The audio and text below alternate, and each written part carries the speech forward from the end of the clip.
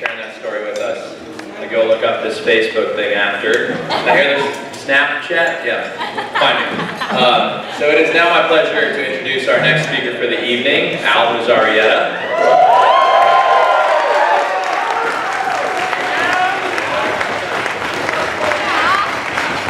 A man it seems needs hardly any introduction, but I'll say a few words. He is a Romance, Languages, and Literature concentrator, hailing from Jacksonville, Florida.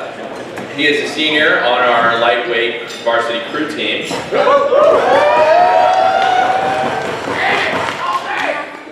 And he also speaks, 5 languages fluently? English, Spanish, French, Italian, Portuguese, Mandarin, I'm losing count.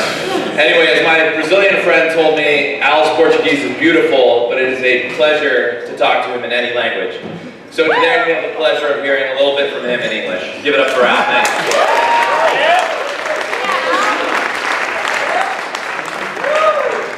So I am pretty lucky. I love my multilingual life, but today I'm going to talk about my rowing life. So on March 30th, 2013, just 2 days after hearing I was accepted to Harvard, I got a handwritten letter in the mail from Bill Manning of Harvard Heavyweight Rowing, saying, "Congratulations, Al. We hope you accept Harvard's offer and join us. There's a spot on the team waiting for you." I couldn't believe my eyes. Was I really going to row for Harvard? I was the shortest guy in my high school age, let alone a Harvard boat. The answer was yeah. I couldn't wait. Day 1 of freshman fall, I showed up to our meet and greet at Newell Boathouse. Yeah, I was short. The other freshmen towered over me. Think Quincy guys like James, Max, Ross, and Yuri. But I knew I was strong and I could move a boat, no matter my size, whatever. And with that mindset, I tackled freshman rowing. It was awesome.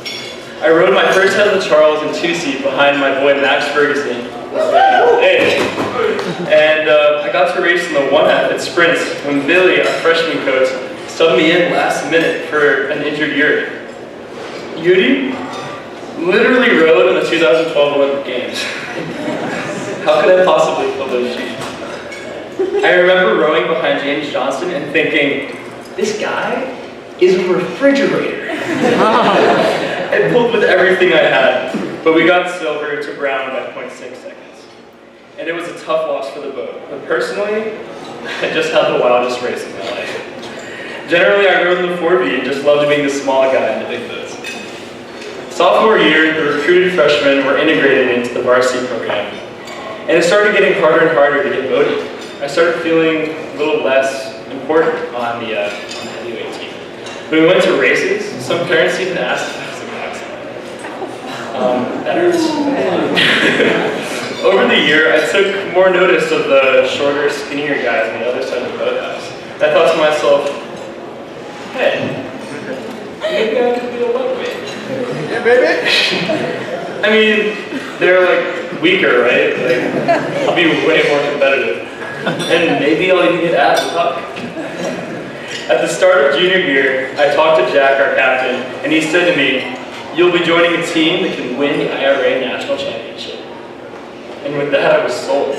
And I moved all my rowing gear from HUBC's massive locker room to HBL's tiny crowded one. And in that one day, I went from being a skinny heavyweight to a really fat lightweight. But I was ready to make a top boat. I'm going to win the IRA. But neither of those things happened.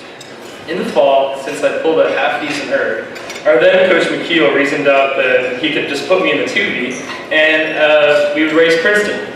But we got smacked. And from there, it was pretty much all downhill. Winter training was pretty terrible. And it seemed that the more work that I put in, the less I got out. And I was always hungry. To make matters worse, in February 2016, my grandma in Michigan fell extremely ill. My mom called me, and she said it was probably her time. The dark winter days on the ergs and tanks turned into even darker days in my grandparents' cold, dreary sleeper town near Detroit. I took 2 trips there. The first time, I stayed up all night with my uncle and my papa, holding my dying grandma's hand until her very last breath. That was the first time I saw my papa cry. I flew back to school for just 3 days before returning to Michigan a second time next weekend for her vigil and funeral services. The day after getting back from all this, we had a Team 2K erg test, and I pulled the worst score of my college career. And I was even heavier than when I was a lightweight, or heavyweight. I found out shortly thereafter that I wasn't selected to go to Florida to train with the top guys in spring training. So all this really shook me up, and I pretty much broke there. I thought, well, I was bad on heavyweight, and not even that good on lightweight, so what's the point? These guys don't even need me. Why am I doing this? So I talked to our coaches, McKeel and Ian, and I cleared my belongings from the HVL locker room, and I said goodbye to Will Boathouse. Honestly, at first, post-rowing life was pretty sweet. I actually got to enjoy housing day, and I came dressed as a penguin in Annenberg and danced around with the freshmen. For spring break, I went home back to Florida and drank Coronas and got tan on the beach with my little brother. And I got to bar crawl on St. Patty's Day. What? But by the last few days of break, something inside felt so off. I felt as if some part of me was missing, like there was a huge hole in my stomach or something. You know what I missed?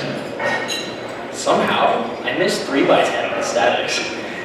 And the old smelly tanks, and the sweat puddles, and all our hand blisters. And I missed rowing under weeks, and always sneaking a peek upwards to check if somebody I knew was sitting on the bridge, even though we're not supposed to look out the boat.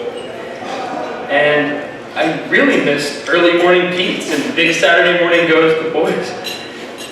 I missed passing the fist bump down the boat before races and that rush of adrenaline you get after giving it your all. Weirdly, I missed the back of Ollie's head, and I really missed the cat. And I even missed Mary yelling at me about my shoulders. I missed all you guys, and I had to come back. I realized that HBL isn't just a team. We're brothers and sisters, and we're part of the family. Of course, we're competitive with each other. In fact, we're really hard on each other. But that's what families do.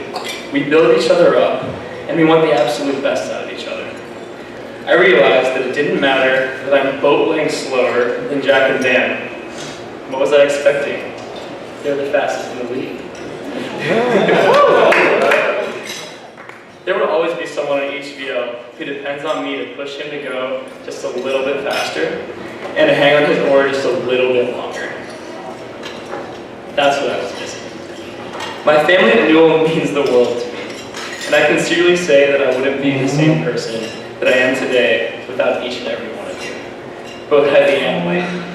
You guys have given me something so special that it's hard to even put words to it.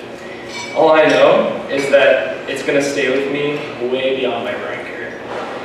If I've learned one thing over my 4 years at Newell,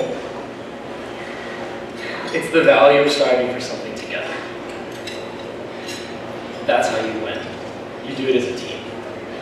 With Billy, Ian, Jack, and Wales leading the charge, I am so confident that we're going to keep doing great things this season. I'm really proud of us. Hoorah, baby.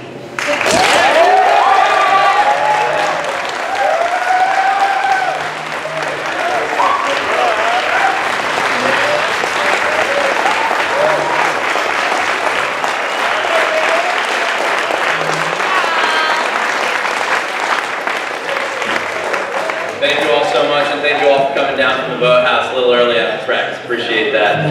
Everyone will be having Penguin Podium just about almost every night for the next week, so please join us in the dining hall, 7:07 p.m. And right now, we actually also have senior thesis presentations, so you can join us in the JCR for more public speaking. Thank you all so much.